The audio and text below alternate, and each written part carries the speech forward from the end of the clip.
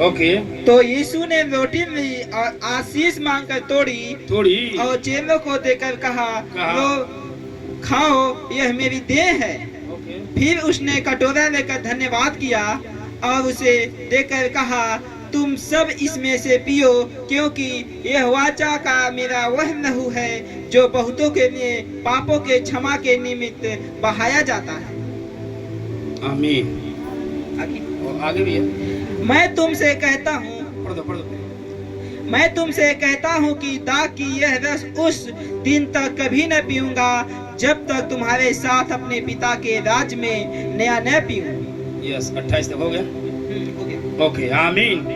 और छठवीं आज्ञा है कि हर एक विश्वासी को प्रभु भोज में शामिल होना चाहिए जो बपतिस्मा पाया हुआ है हर महीने। आमीन, छूटना नहीं चाहिए। हालेलुया।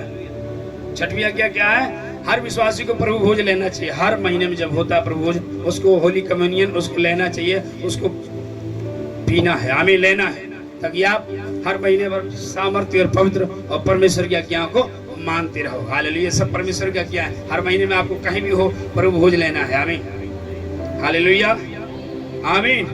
छोड़ना नहीं है, उसको लेना है, क्योंकि आपने यीशु को ग्रहण किया। तो यीशु ने कहा जैसे मैंने किया ऐसे ही तुम भी किया करना। जब कभी भी लेना उसको प्रभु भोज को लेना और मुझे ये स्मरण करना, मुझे याद करना।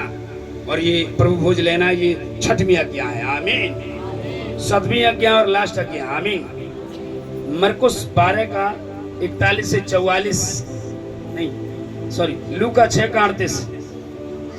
लूका 6 का 38। आमीन, हालेलुया। लूका 6 का 38 और मरकुस 12 का 41 से 44 तक 2 वचन पढ़ेंगे। लास्ट आज्ञा 7 में हम पहुंच गए। आमीन, हालेलुया। दिया करो तो तुम्हें भी दिया जाएगा, लोग पूरा नाप दबा कर और हिला कर और उभरता हुआ तुम्हारी गोद में डालेंगे, क्योंकि जिस नाप से तुम नापते हो उसी नाप से तुम्हें भी नापा जाएगा। आमीन।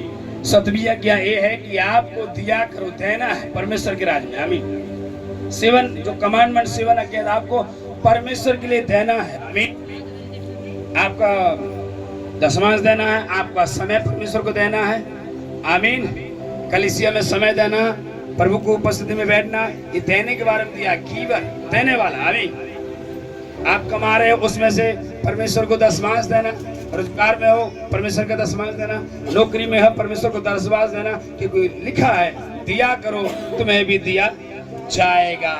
जिस नाप से तुम नापोगे वही नापा जाएगा। आप दोगे तो तुम्हें भी परमेश्वर दिएगा। आमीन। आप जैसे नापोगे वैसे नाप जाओ। आमीन। आप परमेश्वर के लिए दान दशमांश देना, उसके बाद आप परमेश्वर को समय देना है। आमीन। आज लोगों के पास परमेश्वर के पास समय, लोगों के जीवन में परमेश्वर के लिए समय नहीं है। लोग कहते हैं अरे जी हम बहुत बिजी हैं, मेरा ये काम चल रहा है, मेरा वो काम चल रहा है। परमेश्वर हमारे लिए स्वर्ग छोड़कर हमारे लिए इंतजार करता है। मेरा बेटा विश्राम दिन में आएंगे और मैं उन्हें आशीष करूंगा। और जब आप परमेश्वर की हुजूरी में नहीं आते, उसकी प्रेजेंस में नहीं आते, तो आप उससे वंचित होते हैं। आमीन। क्योंकि उसकी आज्ञा है। हालेलुया।